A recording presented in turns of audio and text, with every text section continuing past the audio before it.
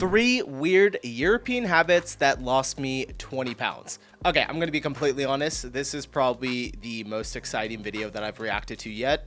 Not saying much. I've maybe done like 5 videos or so, but really looking forward to this one. I have heard countless times from multiple people. My mother-in-law is actually visiting Italy right now, and anytime anyone ever comes over from Europe, they tell me about how good the food is, how much weight they've lost, how much lighter and cleaner they feel. It's a common issue that Americans have, that our food is basically poison.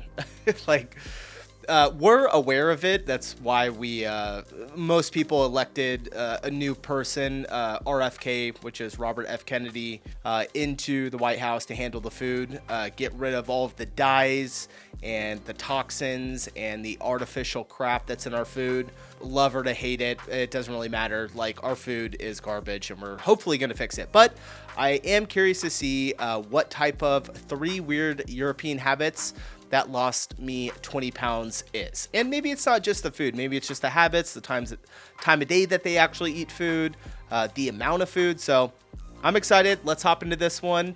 Do me a favor, just started the channel. If you get, at least hit the like button. If you really like the video, once it's completely over, hit the subscribe button. No pressure. But all right, let's hop in. Europeans eat bread, drink wine, and don't obsess over the gym. Yet half of Europe is thinner than the fittest US state. The even more surprising part, most of these countries aren't even Hold on, I gotta check that again. What did she just say? Half of Europe? The even more surprising, thinner than the fittest US state. The even more Half of Europe is fitter than the thinnest US state. That's sad.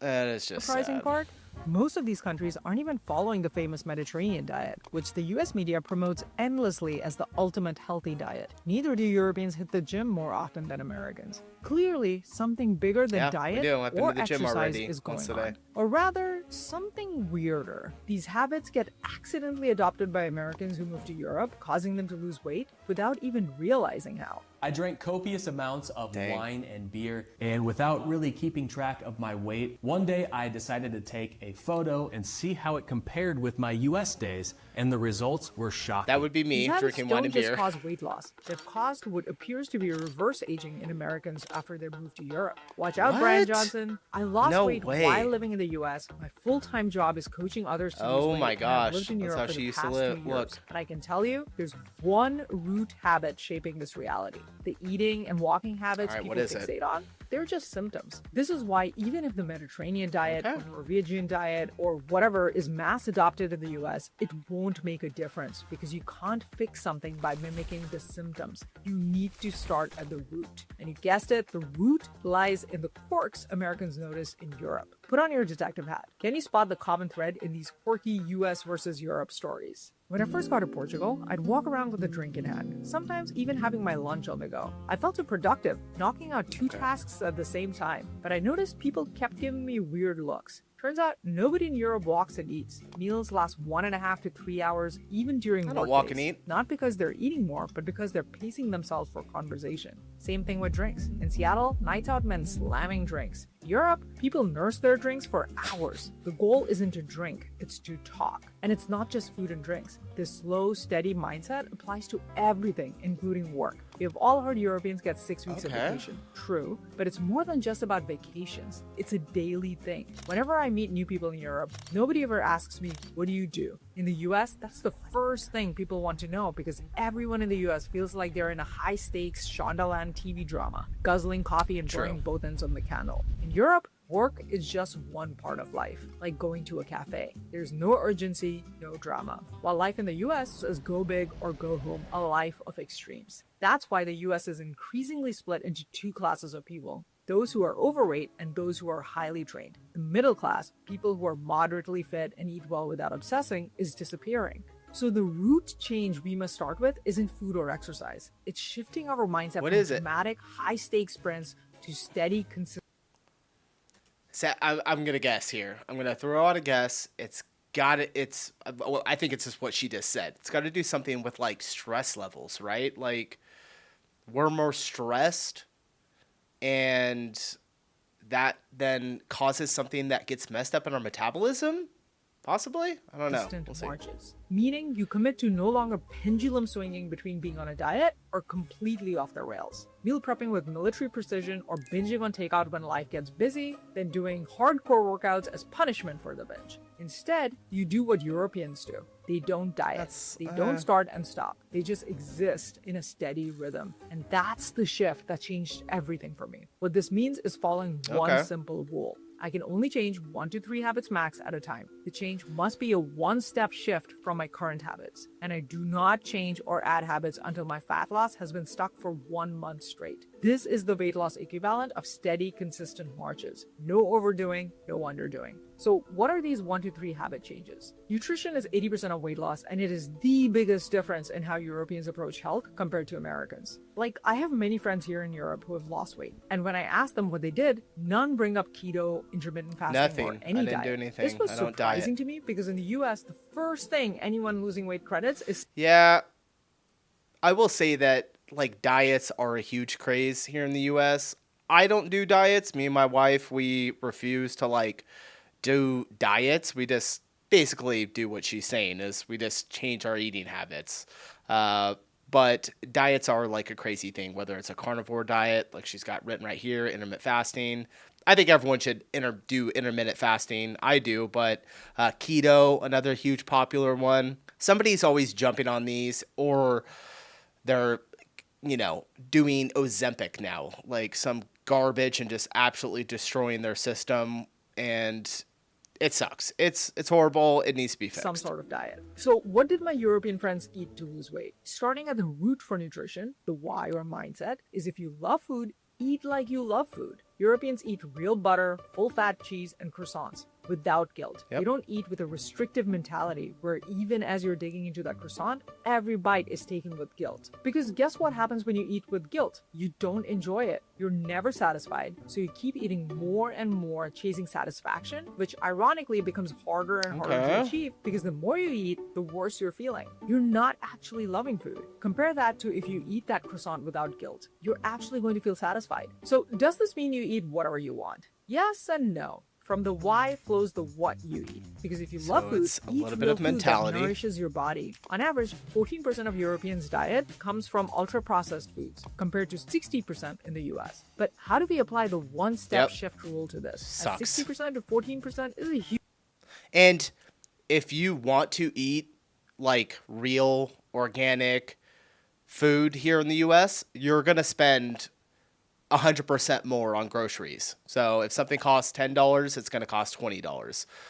And most of the time, the stuff that's labeled organic isn't even really organic. Like, it still has a bunch of garbage in it. My wife will skim through all of the labels, make sure that she's not getting anything that's like added in there, even when it has a like organic label on it. So, but yeah, you got to spend so much more money, to whereas like y'all have it just naturally in your huge food. change. Most junk and sweets we eat tend to be out of cravings, not hunger. So if we reduce the number of times we give into cravings, the amount of junk we eat will also go down. We do this using the point and call system, where before you eat or drink each serving, say in your head, I'm about to eat food out of hunger or cravings. Then if you ate it, record that by upping the count for cravings eating or hunger eating in your notes app. Set a goal to reduce the count of cravings eating by 1 per day for next 7 days. If you lose fat at your 7-day check-in, stick to the same count the next week. Use the body fat tracker linked in the description below to distinguish fat loss from weight loss. If you didn't lose fat, like how then she, set the goal to wove one that in less there. craving eating for next 7 days and repeat this process weekly. But what if you have tons of cravings each day? Which, sure, you can resist at As the somebody start, who but works in you know marketing the and novelty will advertising, wear off that was till nice. you give more Good and job. more into your cravings. This is where the when part comes in from the Europeans. By and large, they don't snack. They tend to eat at set meal times and do mini intermittent fasting of 3 to 4 hours in between 4 times a mealtimes. day. This in turn reduces Oh my the gosh. chances of giving into cravings because you're no longer making a decision every time an urge to eat strikes you. Remember, willpower drains as the day goes on, so the fewer times you have to make a decision, the better. Yeah. But then what if at the meal times you binge so hard that you might as well have eaten junk throughout the day? That's where the last how part of European eating comes in. At your meals, prioritize having 1 palm-sized lean protein, one fistful of vegetables, and 1 cup of water first. After that, you can eat whatever you want without guilt. In fact, remember that you must eat without guilt. And set a timer to make this meal last at least 20 minutes without screens. Baby steps toward the 1 to 2 hour meals of the Europeans. Sounds like a lot. But nutrition is not the only thing that helps thin Europeans. We all know that moving our bodies can motivate us to eat better. But we also know that hardcore exercise. My computer is gonna die.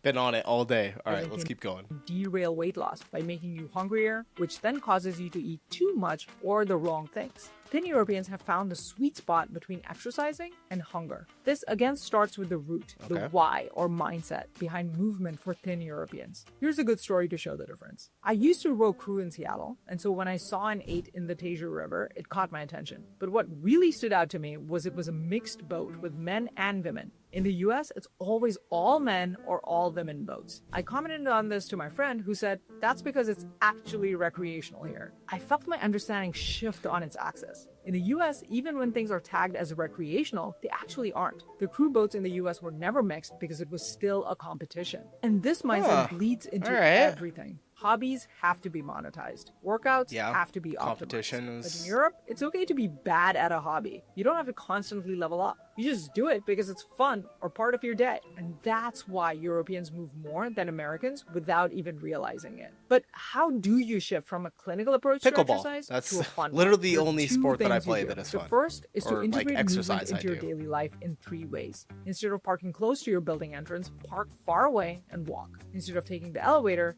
take the stairs. Drive to a park close to you.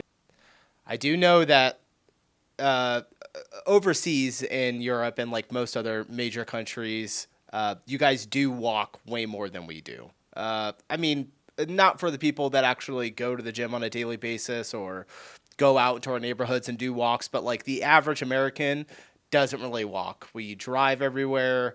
The sidewalks are usually empty unless you're in like a major city, but for the most part, nobody walks anywhere. Nobody's out exercising, sometimes in the suburbs, but a lot of people are still like really overweight. And usually they're just walking their kids. And go for a walk as many times a week as you can fit. And the second thing to do is to experiment with trying out sports you think you'd enjoy and do them with the mindset of not getting better at them, but just enjoying them. Optimize for fun, not performance. And keep trying until you find a sport you like. But breaking out of a restrictive mentality is just one shift. There are 4 more that you absolutely need to know about, which thin people practice without even knowing it. It's their hidden in plain sight secret. I break down what they are and the step-by-step process for you to practice them in this video. In my next video. Or if you want my help shortcutting through all the trial and error to cementing the root changes so you get to your goal weight quickly and forever, then learn more about my weight loss program in the description and comments below. And always remember, you can do it. Europeans eat bread, If y'all want to check those out, go ahead and check them out. But good video, a lot of good info, and I'm excited to kind of like let that soak in and see if I can integrate it into my own life. Even though we try and do quite a bit of exercising, and my wife does I feel like a broken record always saying my wife, but when I'm talking about food and like diets and stuff, it's like we're always eating together, so it kind of just gets stuck there. But she does like the eating 4 times a day, like always snacking. I'm usually the one that fasts and then eats bigger meals. But all right, enjoyed that one.